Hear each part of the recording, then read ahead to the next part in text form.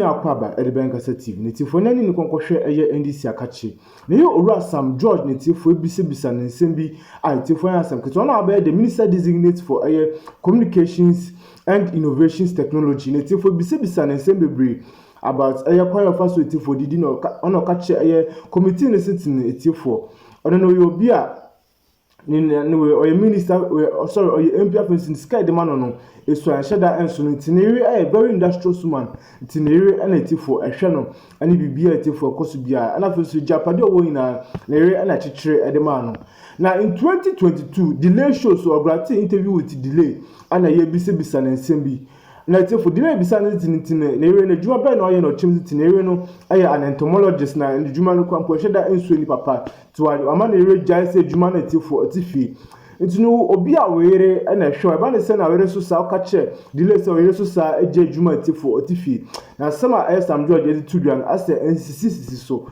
yakona ko tie sama Sam George edit duan medamu ina ase say yan fa ka wan hye wa and we a free agent we bo friendly e di ka wan be hye wa na bo league o no ye ma wo saying 3 what's now how many years we are 10 years this year o ye dan juma.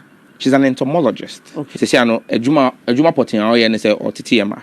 How would rule on the matter, and if there's a ruling, then you would have to rely on the rules to also challenge his ruling by filing a motion. That's what the rule says. But this is similar to the matter of Dr. Atuforsten on the vacant seats, where he relied on our orders to say it was raising a matter of national interest. I'm sure you may recall that when the matter went to the Supreme Court and all, Mr. Speaker said, oh, he only delivered a communication. He shared an opinion with us. So we are also careful in how to approach it. We want to be sure exactly what Mr. Speaker meant. But in substance, he's taking actions that have affected the rights of our colleagues in Parliament. And we believe that the right thing to do is to grant these affected members hearing. We have also taken the matter up. We have escalated the matter to our party level. MPP Minority Caucus is a wing of the MPP in Parliament. So we have also communicated this matter to party headquarters. The national chairman, the general secretary, and the national executives have become aware of this, and they take the matter seriously. They are not taking it lightly at all. They believe that the diplomatic channels must remain open. But we want to say this with emphasis. This mighty few, this happy few, will not allow itself to be intimidated. We will never surrender to any intimidation. All the issues that are being thrown at us are aimed at cowing us. None of it will work. For the record, this is the first time in the history of our Fourth Republic that a minority in Parliament is allowing a government to appoint its ministers in record time. For emphasis, we've been most cooperative with the NDC majority, but they are bullies. They bully, they intimidate, and if you don't stand strong, they will bully you and will never be bullied. We've supported them. Even some of the nominations come to Parliament. Within 24, 48 hours, we allow vetting to take place.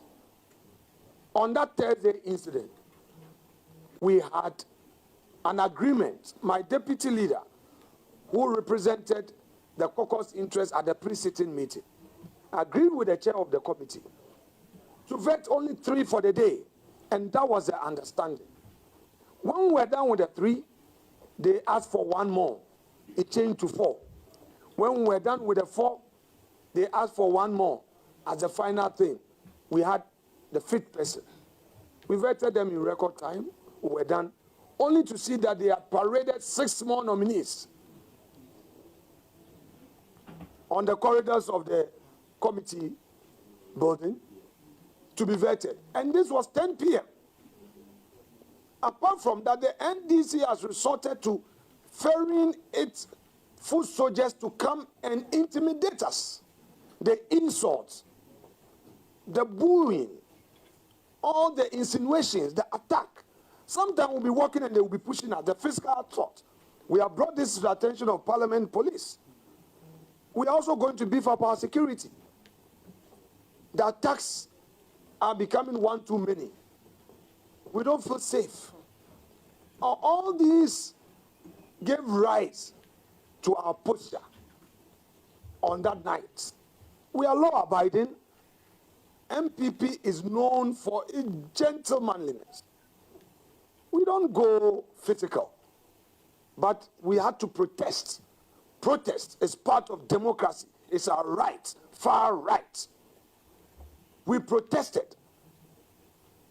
Mr. Speaker, and all those who are criticizing our conduct of Thursday night should critically watch the tape, the videos. We didn't set out to destroy public property. We didn't set out to disrupt. We protested.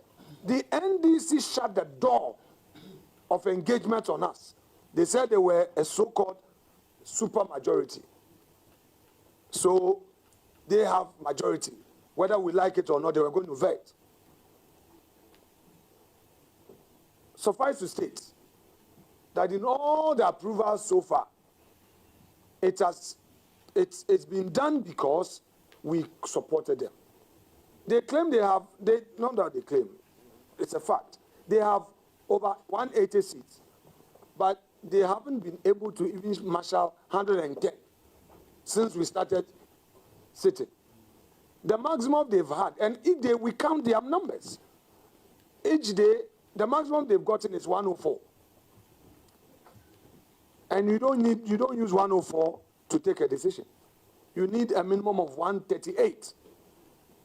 It has always taken our side, always present, to support them.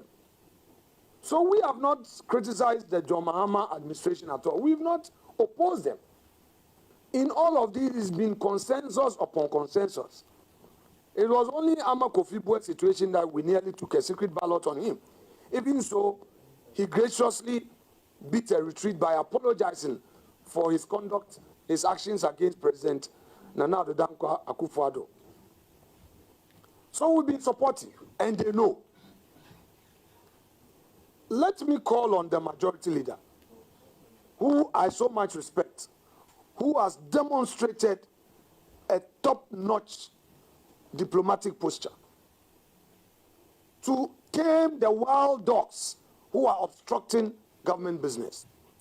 There are some elements in the NDC in Parliament who are overly aggressive, who believe that they might have their pound of flesh. They describe themselves as the avant-garde of government business. And all others who are moving to the extreme to cool down and engage. They sometimes create the impression that they are more powerful than the chairman. For those who have been watching proceedings, anytime the chairman allows proceedings to go on smoothly, they come in to disrupt.